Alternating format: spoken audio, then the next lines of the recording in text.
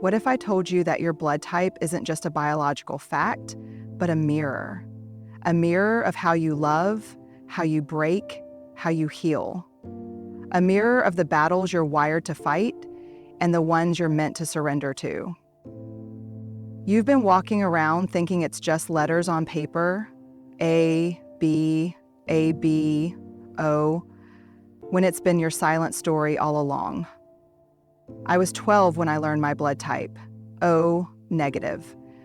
When I was 16, I met my first single mom.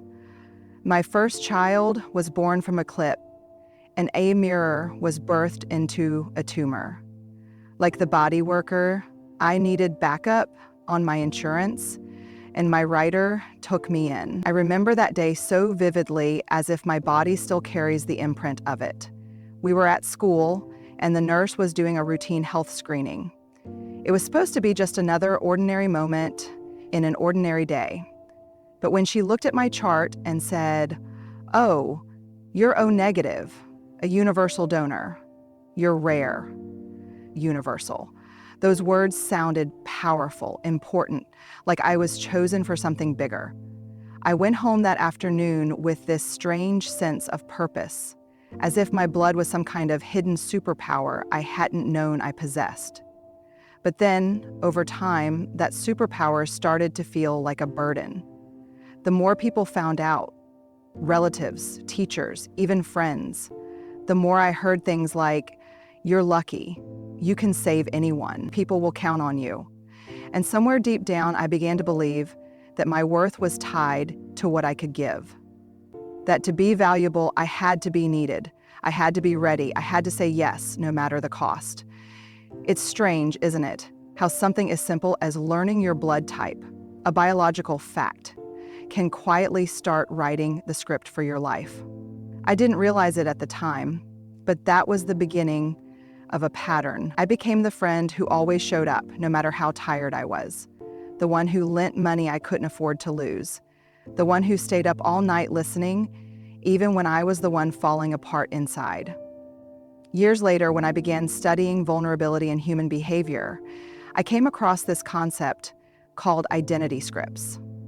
They're the invisible stories we start telling ourselves about who we are and what we're worth. Sometimes those scripts come from trauma, sometimes from culture, and sometimes, like in my case, from something as seemingly harmless as our blood type. Looking back now, I see how that identity script shaped me. You are here to give. You are valuable because you give. And let me tell you, that script can be exhausting. Because what happens when you have nothing left to give? What happens when you need someone else to pour into you? Here's the soul truth that took me years to learn. You are not here only to give until you're empty. Even the universal donor deserves to receive. Let that sink in. Even if your blood can help everyone else, you still deserve someone who will help you.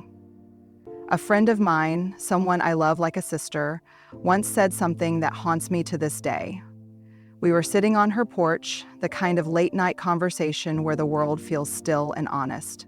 She had just gone through another breakup, and as she stared out at the dark street, she whispered, "Maybe I'm just too complicated." A maybe that fits, right? Complicated, hard to match, hard to love.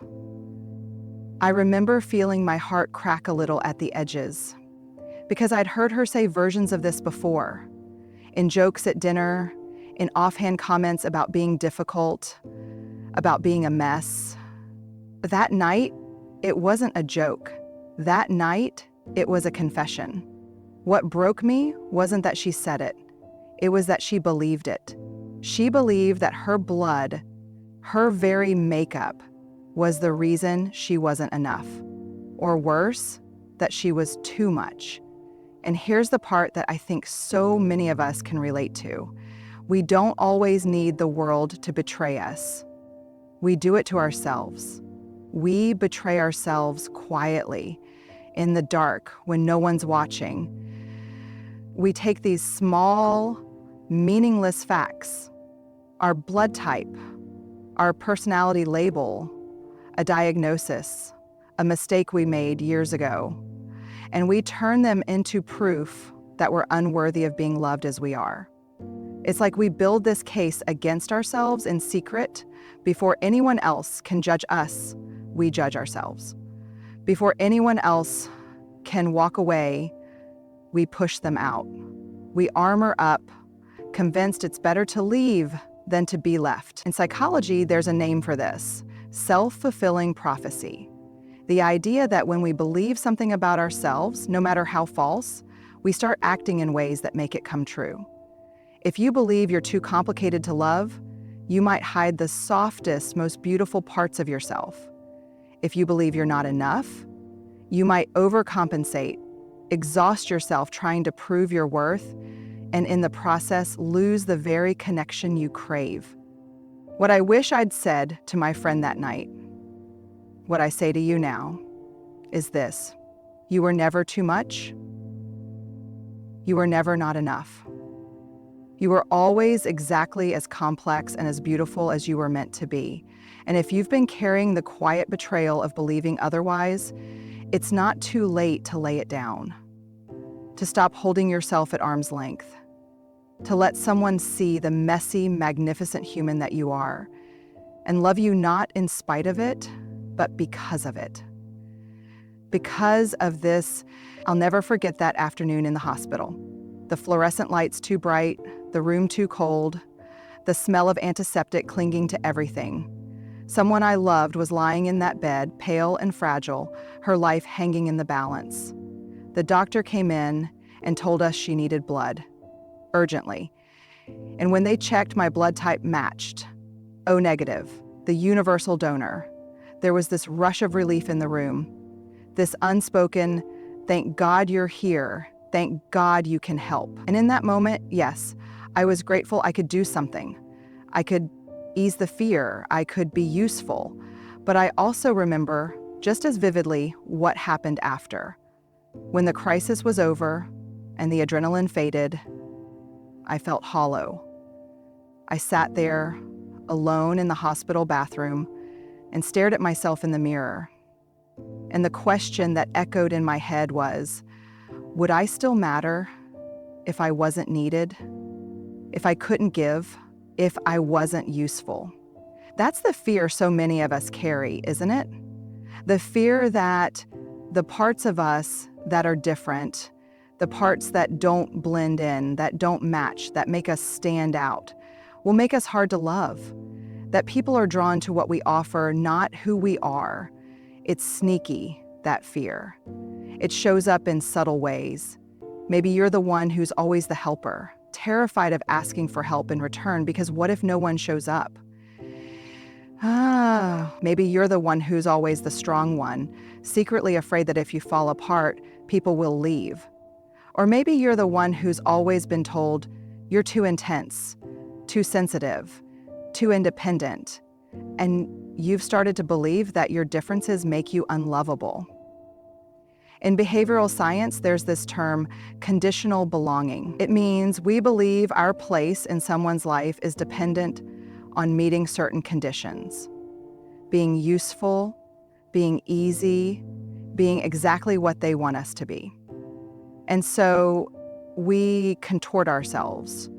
We hide the messy, raw, human parts that don't fit the mold.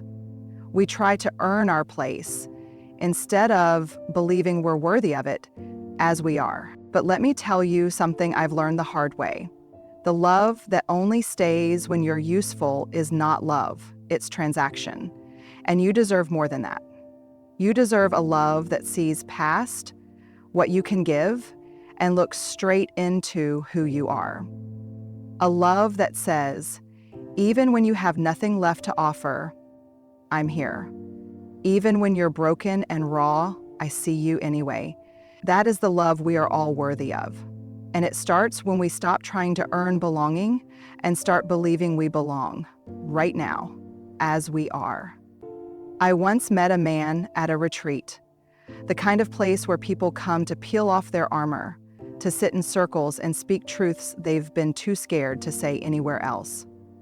He was in his 50s, tall, kind eyes, the kind of person who seemed steady on the outside but carried a storm within. One night, during a small group session, he said with this sad little laugh, "I'm type A. Of course I'm anxious and controlling. It's just who I am." And you could feel it, how deeply he believed that his blood type was more than a biological label. It was his identity, his prison. I remember looking at him and asking gently, "But who would you be if you let yourself be free of that story?" He went quiet, his eyes filled with tears, and he whispered, "I don't know. I don't even know what that would look like." And I get it, because so many of us do this.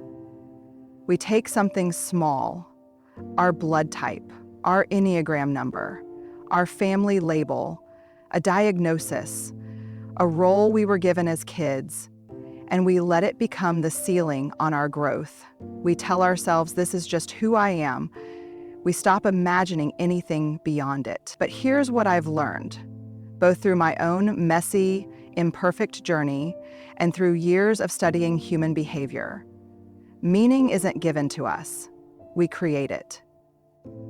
We decide what our labels, our traits, our stories will mean, and we can decide differently anytime we choose. Psychologists call this narrative reframing. It's one of the most powerful tools we have. It means looking at a story you've been telling yourself, maybe for years, maybe for decades, and daring to say, what if this story isn't true anymore? What if I get to write a new one? For me, that meant realizing I wasn't just a giver because of my O negative blood. I wasn't put on this earth only to pour out until I was empty. I could be a giver and I could set boundaries. I could be generous and I could ask for what I needed. I could be rare not because of my blood, but because of my courage to redefine what that meant. For that man at the retreat, it meant realizing he could be type A and still let go, that he could be wired for structure but also choose softness, that his blood type didn't have to dictate his worth, his relationships, or his joy. So let me ask you, gently, with so much love, what story have you been telling yourself about who you are? And what would happen if you dared to tell a different one? The meaning of your blood type, or any label you've carried, will only change your life when you find the courage to redefine it for yourself. Because in the end, your blood may connect you to others, but your courage, that's what connects you to the truest, most beautiful parts of you. I want to tell you something I rarely admit out loud. For years, I fought who I was. I fought the meaning I had attached to my blood type, my identity, my wiring. I fought the universal donor label like it was a curse. I didn't want to be the person who always gave, who always showed up, who always bled out for other people, figuratively and literally. I thought that if I could somehow outrun it, if I could harden up, stop caring so much, stop offering my heart so easily, I'd finally be safe. I wouldn't get hurt, I wouldn't feel used, I wouldn't feel empty. But here's what happened instead. The more I fought who I was, the more lost I felt. The more I tried to build walls around my heart, the lonelier I became. Because the truth is, and this is what no one tells you, fighting your nature is just another form of self-rejection. I see it all the time. The person who's deeply sensitive but tries to act detached because they're tired of being called too emotional. The one who's generous by heart but starts withholding out of fear of being taken for granted. The one who's fierce and independent but pretends they don't need anyone because they're afraid of being abandoned. We think we're protecting ourselves, but really, we're cutting ourselves off from the very things that make us whole. There's this beautiful concept in psychology called radical acceptance. It doesn't mean giving up or staying stuck. It means finally stopping the war with yourself. It means looking in the mirror and saying, "This is who I am. These are my strengths, my flaws, my gifts, my struggles, and I am enough. Not when I fix myself, but right now, as I am."